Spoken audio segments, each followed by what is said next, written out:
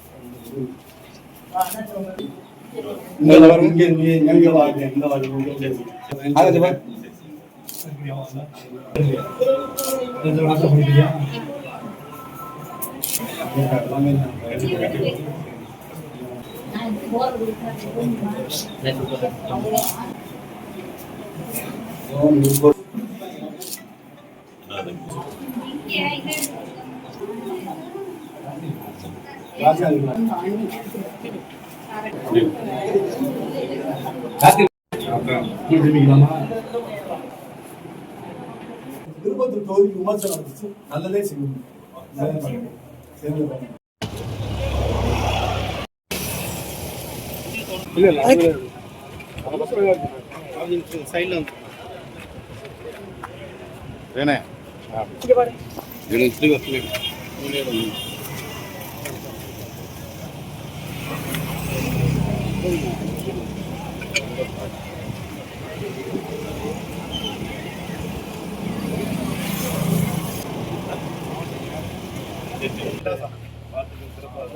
சேர்ந்து பயணிச்சு கண்டிப்பானே இந்த ward councillor நம்மோட நான் வந்துடுறேன் ஆபீஸ் வந்துடுறேன். முதற்கண் ஊடக நண்பர்களுக்கு திருப்பத்தூர் பேரூர் கழகத்தின் சார்பாக எனது நன்றியையும் வணக்கத்தையும் தெரிவித்துக் கொள்கிறேன்.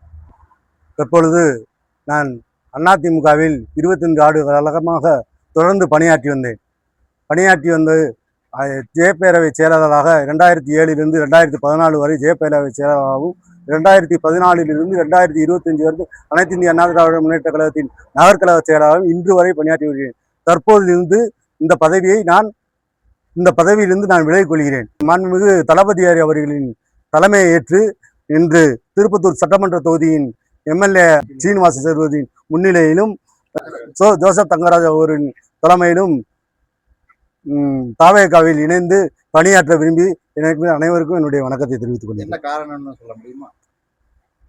காரணம்னு சொல்லணும்னானே, நான் இருந்த கட்சியை குறை சொல்றதுக்கு விருப்பப்படலை. இருந்த கட்சியை குறை சொல்றதுக்கு நான் விருப்பப்படல, பயணிச்சிட்டேன். இப்போ நான் தளபதியுடைய கருத்தை வலுப்படுத்துறதுக்காண்டிய இளைஞர்கள்லாம் அதில் இருக்காங்க. அவங்களுக்கும் நம்ம உறுதுணையாக இருந்து செயல்படுவோம் அப்படிங்கிற காரணம் தான். இது வேற ஒன்றும் காரணம் ஒன்றும் பெரிய காரணம் இல்லை.